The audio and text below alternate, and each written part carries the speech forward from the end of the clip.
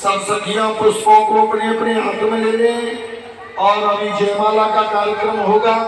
उसके बाद में सभी माताएं आशीर्वाद लेंगी अपनी पति की लंबी आयु की कामना के लिए।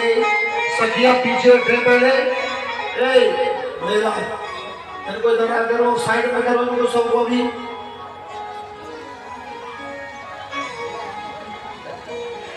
रुक्मिणी जी और रुक्मिणी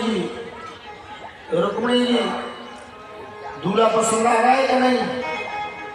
नहीं आ रहा हो तो भी मना कर देंगे, कोई बात नहीं। आ रहा है खूब अच्छा है कि नहीं?